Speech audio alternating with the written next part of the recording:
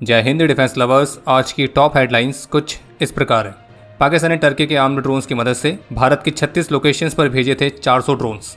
भारत ने अपनी जवाबी कार्रवाई में ड्रोन की मदद से डिस्ट्रॉय करी पाकिस्तान की एक एयर डिफेंस रडार। भारत में मिली पाकिस्तान द्वारा इस्तेमाल की जाने वाली चीन की 2 fully intact PL-15 missile. Bharat के एयर डिफेंस सिस्टम ने गिराए हैं F-16 और JF-17। और भारत के हमले के बाद हुए नुकसान के लिए पाकिस्तान ने इंटरनेशनल पार्टनर से मांगा लोन।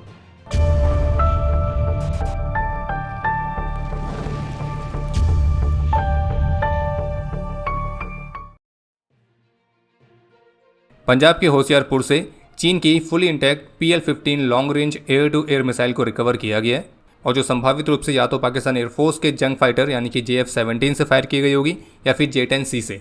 लेकिन वो फायर तो जरूर हुई, लेकिन डेटोनेट नहीं हो पाई। और इससे एक बात और समझ में आती है कि अब तक हम जो चीन को लेकर सोच रहे थे, बल्कि वैसा नहीं है, जबकि एक्चुअल में चीन ने भी इस भारत पाकिस्तान युद्ध में भारत के प्रति अपना भाईचारा दिखाया है। जैसे कि पहले चीन ने पाकिस्तान को अपना HQ-9 एयर डिफेंस सिस्टम दिया था, ये बोलकर कि भारत ने जो रशिया से S-400 एयर डिफेंस सिस्टम लिया है तो उनका HQ-9 S-400 से कहीं ज़्यादा एडवांस है और जो S-400 की आधी कीमत पर मिलता है। और फिर उसके बाद भारत के ऑपरेशन सिंदूर में पाकिस्तान के HQ-9 एयर डिफेंस सिस्टम ने कितनी महत्वपूर्ण भूमिका निभाई है वो तो आप सभी जानते ही हैं। और अब इस चाइनीज़ PL-15 मिसाइल के रिकवर होने के साथ ही एक बार फिर से चीन का भाईचारा हम सभी को दिखाई दिया है। और आप ये भी कह सकते हैं कि चीन ने तो अपनी PL-15 की मिसाइल टेक्नोलॉजी डायरेक्टली ट्रांसफर कर दी है, फुली इंटैक्ट मिसाइल देकर। खैर, अगर मजाक से हटकर बात करें तो यही सच्चाई है चाइनीज़ वेपन्स की रियल क्वालिटी की। और इसी वजह से जो चाइनीज़ सोशल मीडिया है वो प्रोपेगेंडा का सहारा ले रहा है चाइनीज़ वेपन्स की इस रियल क्वालिटी को छुपाने के लिए। बाकी भारतीय रक्षा मंत्रालय के ऑफिशियल स्टेटमेंट के मुताबिक कल पाकिस्तान ने अंतर्राष्ट्रीय सीमा के साथ जम्मू, पठानकोट और उधमपुर के मिलिट्री स्टेशंस की तरफ अपने ड्रोन्स और मिसाइल्स लॉन्च करी थी। लेकिन भारत ने अपने काइनेटिक और नॉन काइनेटिक कैपेबिलिटीज़ की मदद से उन सभी थ्रेट्स को बहुत ही तेज़ी से न्यूट्रलाइज किया है। और पाकिस्तान के इस हमले में हमारी तरफ कोई भी कैजुअलिटीज़ या मटेरियल लॉसेस नहीं हुए। और भारतीय सेना ने ऑफिशियल स्टेटमेंट जारी करके बताया है कि 8 और 9 मई की रात को पाकिस्तान आर्म्ड फोर्सेस ने हमारे पूरे वेस्टर्न बॉर्डर के साथ ड्रोन्स और अदर म्यूनिशंस का इस्तेमाल करके मल्टीपल अटैक्स लॉन्च किए थे। जम्मू कश्मीर में पाकिस्तानी ट्रूप्स ने सीज फायर का भी कई बार उल्लंघन किया था। और इसी दौरान पाकिस्तान ने LOC और अंतर्राष्ट्रीय सीमा के साथ भारत की कई अलग अलग जगहों पर स्वाम ड्रोन्स भी भेजे थे।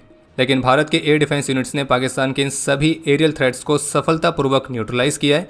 और इस लार्ज स्केल के काउंटर ड्रोन ऑपरेशन में जिसे इंडियन आर्मी की एयर डिफेंस यूनिट ने कंडक्ट किया था, तो उसमें 50 से अधिक ड्रोन सफलतापूर्वक न्यूट्रलाइज किए गए, खास करके उधमपुर, सांबा, जम्मू, अखनूर, नागरोटा और पठानकोट वाले एरियाज में। और भारत के इस काउंटर ड्रोन ऑपरेशंस में मुख्य रूप से L-70 guns, ZU-23mm, Shilka systems, Akash surface to air missile और ऐसी अन्य advance counter unmanned aerial systems का इस्तेमाल किया गया था, जो कि भारत की एक मजबूत एंटी ड्रोन कैपेबिलिटी को भी दर्शाता है।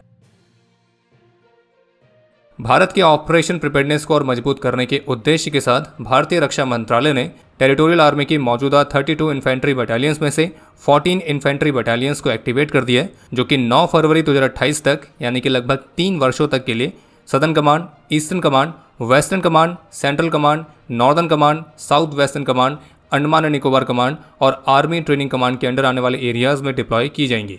इसके साथ ही भारतीय रक्षा मंत्रालय ने सभी मीडिया चैनल्स, डिजिटल प्लेटफॉर्म्स और इंडिविजुअल्स को फिर से एडवाइस दी है कि वे भारत के डिफेंस ऑपरेशंस या फिर सिक्योरिटी फोर्सेस की मूवमेंट से संबंधित रियल टाइम रिपोर्टिंग या लाइव कवरेज ना करें, क्योंकि जब इस तरह की सेंसिटिव या फिर सोर्स बेस्ड इन्फॉर्मेशन डिस्क्लोज होती है तो इससे भारत की ऑपरेशन इफेक्टिवनेस और हमारे सोल्जर्स की जान खतरे में पड़ सकती है। और ये एडवाइजरी संभावित रूप से फिर से जारी इसलिए की गई है क्योंकि कई सारे ऐसे मीडिया चैनल्स देखने को मिले हैं जो कि भारत की मिलिट्री मूवमेंट्स की रियल टाइम रिपोर्टिंग कर रहे हैं। और केवल मीडिया चैनल्स ही नहीं बल्कि सोशल मीडिया पर भी कई सारे इंडिविजुअल्स भी उनके क्षेत्र पर होने वाली मिलिट्री की मूवमेंट को रिकॉर्ड करके इंस्टाग्राम की रील्स पर अपलोड कर रहे हैं। तो इसलिए आप सभी से अनुरोध है कि कृपया करके भारत की सिक्योरिटी फोर्सेस की मूवमेंट अगर आपके क्षेत्र से हो रही है तो पहले तो उसको आप रिकॉर्ड मत करिए, और अगर रिकॉर्ड कर दिया है तो उसको कृपया करके सोशल मीडिया पर मत डालिए, क्योंकि जैसा कि हमने आपको पहले भी कहा था कि किसी भी देश के नागरिक वॉर के समय उसके सबसे बड़े एसेट होते हैं। और फिर वो देश के नागरिकों पर ही निर्भर करता है कि वो अपने देश के लिए एक वैल्यूबल एसेट बनना चाहते हैं या फिर अपने देश के दुश्मन के लिए। और बाकी उम्मीद करते हैं कि आप सभी समझदारी हैं। बाकी आज रक्षा मंत्री श्री राजनाथ सिंह ने इंडियन आर्म्ड फोर्सेस की तीनों सर्विसेज के प्रमुखों के साथ मीटिंग करी थी, और जिसमें संभावित रूप से मौजूदा सिक्योरिटी सिचुएशंस की समीक्षा की गई है। आगे पाकिस्तान की तरफ से की गई फायरिंग के बाद अपनी जवाबी कार्रवाई की इंडियन आर्मी ने पहली ऑफिशियल फुटेज भी जारी करी है, जिसमें आप क्लियरली देख सकते हैं कि कैसे भारतीय सेना पाकिस्तानी आर्मी पोस्ट को तबाह कर रही है। और ऑफिशियल फुटेज है जो कि ADGPI इंडियन आर्मी के ऑफिशियल हैंडल से अपलोड की गई है। और ये फुटेज ये भी दिखाती है कि भारत और पाकिस्तान की सेना में कितना बड़ा डिफरेंस है। एक तरफ पाकिस्तान की सेना है जो कि भारत में सिविलियन एरियाज को टारगेट करती है, वहीं दूसरी तरफ भारत की सेना है जो कि जवाबी कार्रवाई में केवल उन्हीं पोस्ट को टारगेट कर रही है जिनको करना चाहिए। भारत कभी भी सिविलियंस को टारगेट नहीं करता है। बाकी कल 8 और 9 मई की रात को सांबा सेक्टर में बीएसएफ ने पाकिस्तान की तरफ से होने वाली घुसपैठ की एक बड़ी कोशिश को नाकाम किया है और पाकिस्तान ने ये जो घुसपैठ है ये पाकिस्तानी रेंजर्स के सपोर्ट के साथ कराने की कोशिश करी थी, जिसमें पाकिस्तानी रेंजर्स ने उन घुसपैठियों को या यूं कहें सुअरों को कवर फायर दिया था ताकि वो उस कवर फायर की आड़ में भारत में घुस सकें। लेकिन सुअरों को नहीं पता था कि इस तरह भारत की फोर्सेस पूरी तरह से तैयार बैठी है और बीएसएफ के अलर्ट ट्रूप्स ने घुसपैठ की इस बड़ी कोशिश को सफलतापूर्वक नाकाम किया है और जिसमें सुअरों के संगठन जैश के कम से कम 7 से 8 सुअरों को सफलतापूर्वक होरीफाइड किया गया है। जबकि ऐसी भी रिपोर्ट है कि सांबा सेक्टर से जैश के 10 से 12 और सुअर भारत में घुसपैठ करने के इंतजार में और वो घुसपैठ करना चाहते थे पाकिस्तान द्वारा किए गए स्वाम ड्रोन अटैक की आड़ में। लेकिन जब बीएसएफ ने 7 से 8 सुअर को वहीं पर ही होरीफाइड कर दिया तो जो बाकी बचे सुअर थे तो वो अपने आप ही पीछे भाग गए।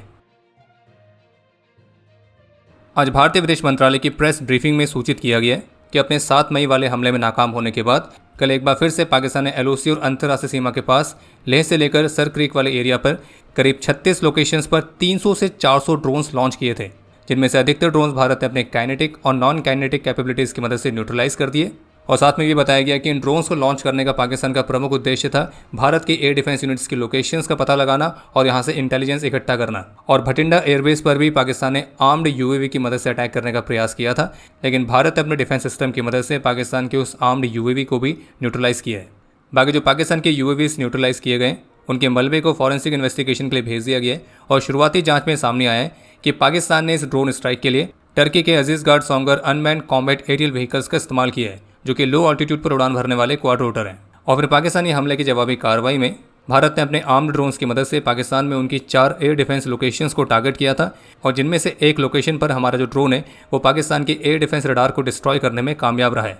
इसके बाद पाकिस्तान ने जम्मू कश्मीर में तंगधार, उरी, पुंछ, मिंधार, राजौरी, अखनूर, उधमपुर तो इन जगहों पर आर्म्ड ड्रोन्स के साथ साथ हैवी कैलिबर के आर्टिलरी फायर भी किए थे, जिसमें हमारे कुछ जवान भी हताहत हुए हैं।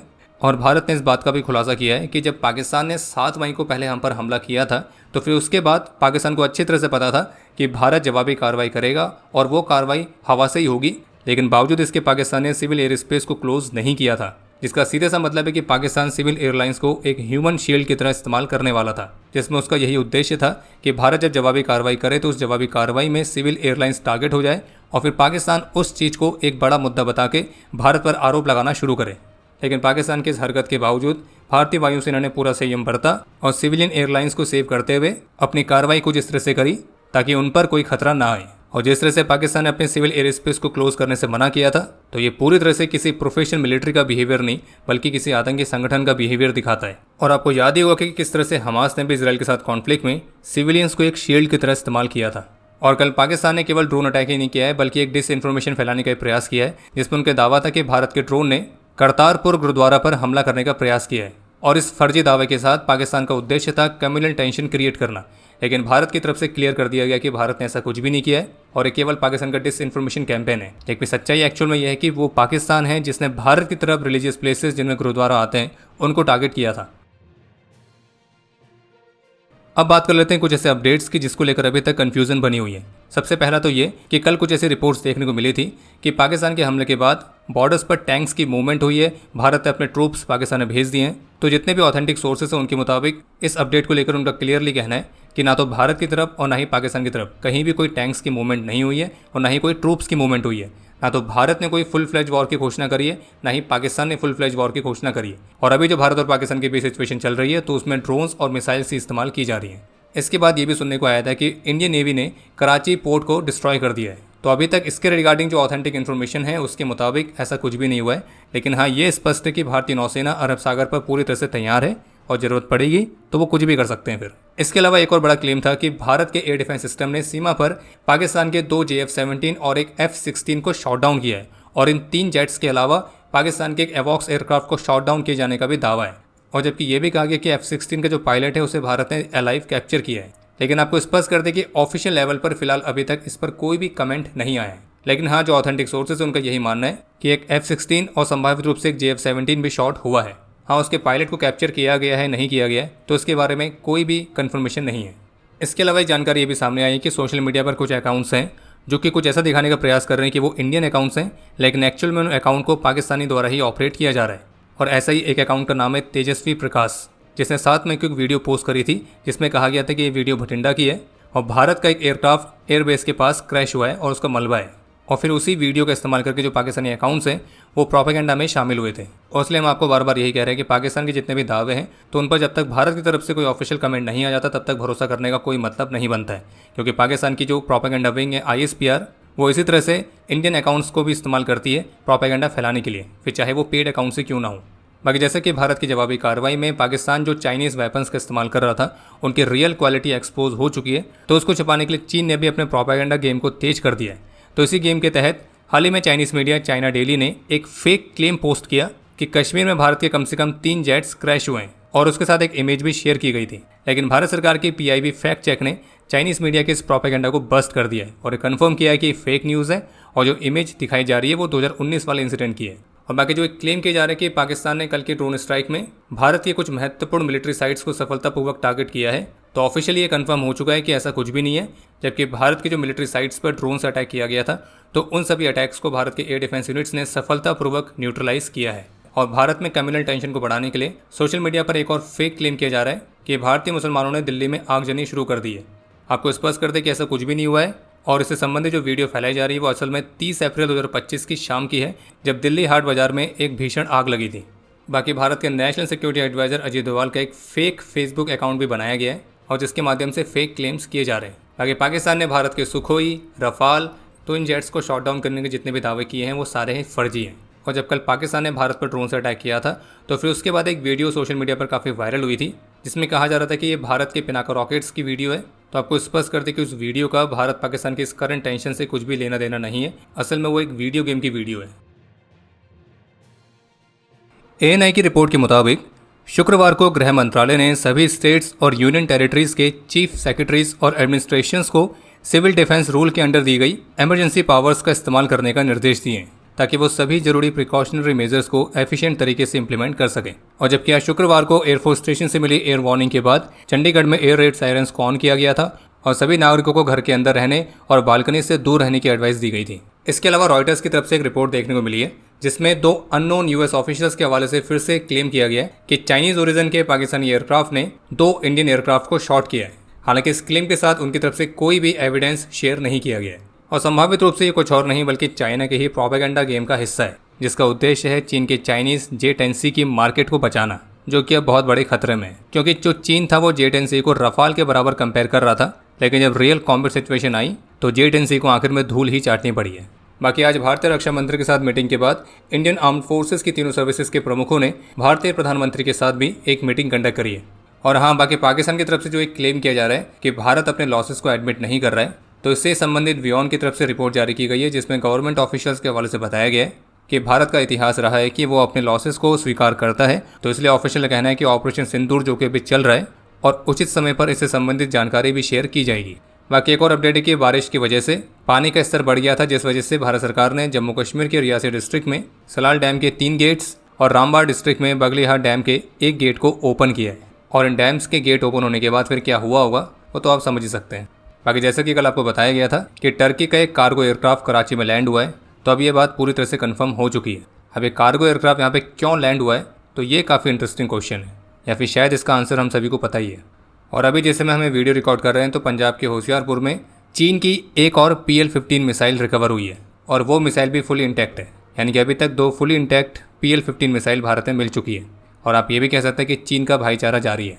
बाकी पाकिस्तान के पार्लियामेंट के जो मेंबर्स हैं उन्होंने हाल ही में इस बात को खुलासा किया है कि जो पाकिस्तान की आर्मी है तो वो भारत के हमलों के बाद से बेहद ही ज़्यादा डीमोटिवेट हो चुकी है और पाकिस्तान के जो प्रधानमंत्री हैं वो भारतीय प्रधानमंत्री का नाम तक नहीं ले पा रहे हैं। इसके अलावा एक वीडियो सामने आई है पाकिस्तानी मीडिया की जिसे पाकिस्तान का एक स्थानीय लड़का इस बात को स्वीकार करते हुए दिखाया कि कैसे मरकज तैयबा वाला जो कैंप था वहाँ पे आतंकियों को प्रिपेयर किया जाता था और उनको ट्रेनिंग दे रहा था लश्कर कमांडर सैफुल्ला खलीद कसूरी। तो उनको पता है यहाँ से ट्रेनिंगें होती हैं, यहाँ से सब कुछ होता है, वो जो मुजाहिद वगैरह तैयार होते हैं, तो उन्होंने इसको निशाना बना के रखा हुआ था। बाकी एक और बहुत इंटरेस्टिंग चीज़ सुबह सुबह देखने को मिली थी कि पाकिस्तान सरकार की जो इकोनॉमिक अफेयर्स डिवीजन है तो इन्होंने अपने ऑफिशियल एक्स हैंडल से एक ट्वीट किया था जिसमें उन्होंने ये लिखा था कि सरकार ने अपने इंटरनेशनल पार्टनर से अपील करी है कि उन्हें और भी लोन्स दिया जाए क्योंकि पाकिस्तान को उसके दुश्मन के हमले के बाद बहुत भारी नुकसान हुआ है और इसमें यह भी लिखा गया था कि पाकिस्तान अपने इंटरनेशनल पार्टनर से आग्रह करता है कि वो इस सिचुएशन को डीएस्केलेट करने में उनकी मदद करें।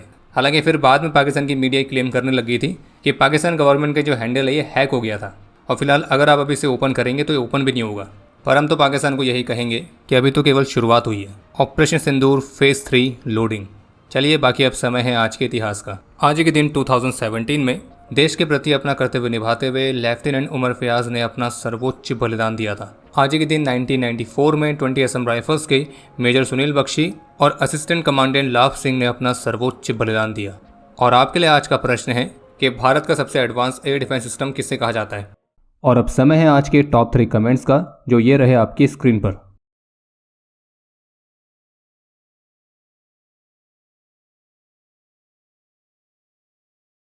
उम्मीद है आपको आज का एपिसोड पसंद आया होगा। पसंद आया तो वीडियो को लाइक करना ना भूलें। आपके कोई भी सुझाव या सवाल हो तो उसके लिए कमेंट सेक्शन ओपन है। और अगर आप डिफेंस रिलेटेड और भी एक्सक्लूसिव कंटेंट में दिलचस्पी रखते हैं तो आज ही प्ले स्टोर से डिफेंस स्क्वाड की सुपर ऐप को डाउनलोड करना ना भूलें। और अगर आप चैनल पर पहली बार आए हैं तो squadron.in पे जाके हमारे नए डिज़ाइंस को भी चेकआउट जरूर करें। बाकी जल्द मिलेंगे नए एपिसोड के साथ। तब तक के लिए जय हिंद, जय भारत।